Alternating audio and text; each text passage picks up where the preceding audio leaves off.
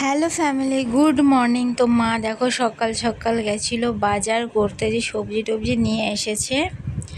আর এই যে মাটির প্রদীপও নিয়ে এসেছে। তো কালকে যেহেতু আমরা বাড়ি চলে যাব খড়গপুরে, তো তার আগে আমি ভেবেছিলাম আমাদের যে মায়ের যেখানটা পুজো হয় ওখানটায় আমি মাম্মার জন্য 21টা প্রদীপ জ্বালবো। তাই ওটা আজকে সকাল সকাল চান করে নিয়েছি, আর উপোস আছি, খাইনি এখনও। তো ওই জন্য সকাল সকাল পুজো দিয়ে দেবো। আর মা এইগুলো আনতে সকাল সকালই দোকানে চলে গেছিলো। তো কালকে তো আমরা খুব ভোরবেলা বেরিয়ে পড়বো। আর আজকে অর্পণরাও আসবে। ওরা দুদিন পরে আসতো, কিন্তু আমরা যেহেতু আগে চলে যাচ্ছি ওই জন্য ওরা দেখা করতে আসছে। আর অর্পণের শরীরটাও ভালো নেই, ওর জ্বর আছে, তবু সেই জ্বর নিয়ে আসছে। তো এখানে দেখো আমার ঘরে পুজো দেওয়া হয়ে গেছে। তো এখানে আমি 21টা প্রদীপ ধুয়ে সর্ষের তেল সলতে দিয়ে রেডি করে নিচ্ছি। সব কিছু রেডি করে তারপরে মায়ের ওখানটাতে নিয়ে যাব। আর মাম্মা এখন একটুখানি ঘুমাচ্ছে। তো এই দেখো আমার প্রদীপগুলো সব রেডি হয়ে গেছে। এই যে মিষ্টি এনেছিলাম, আর ওই দেখো ঘরের ঠাকুরের পুজো দেওয়া হয়ে গেছে। এই দেখো মায়ের এখানেও পুজো দেওয়া গেছে। আর দেখো কত জবা ফুল, এগুলো সব আমাদের গাছে। তো মা আমাকে একটুখানি শরবত করে দিচ্ছে। এটা হলো আমাদের গাছেরই বেল, আর আমাদের গাছের বেল না খুব সুন্দর শরবত খেতে লাগে। আর ওই যে ওখানে দোলনাতে ঘুমাচ্ছে, এই দেখো এই গাছটার থেকে বেল পড়েছে।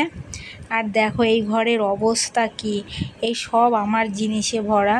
আর এই দোলনাটা না ভেঙে গেছে একটা সাইডে। আজকে একদিন তো ঘোড়া থেকে নিচে চাকাগুলো ভেঙে গেছিলো, এখন এই যে ঝুলছে যেটা ওটাও ভেঙে গেছে। তো আর দোলনাটাতে না উঠতে পারবে না। তো আমাকে প্যাকিংও করতে হবে, এখনও অনেক বাকি আছে। তাই যে দেখো অর্পণটা দুপুরে চলেছে, ওর না খুব জ্বর ছিল।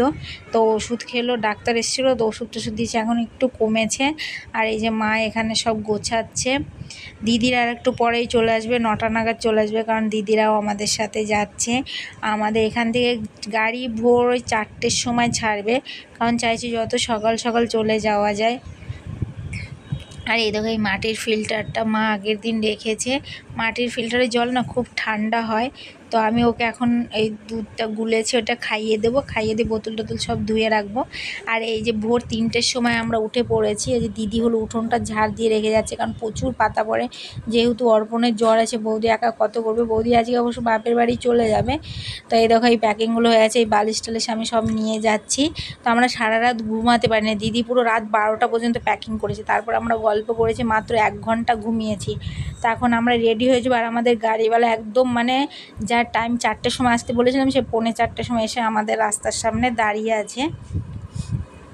তো এই যে ধরো এখন আমরা রেডি হয়ে গেছি। তো এই যে আমরা বেরিয়েও পড়েছি।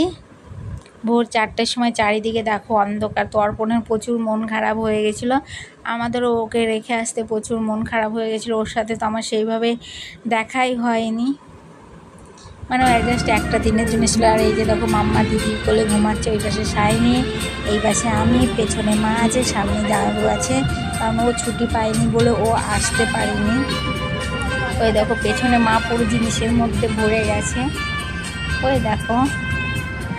তো আমরা খুব সকাল সকাল পৌঁছে গেছিলাম, মানে 9টার মধ্যে পৌঁছে গেছিলাম।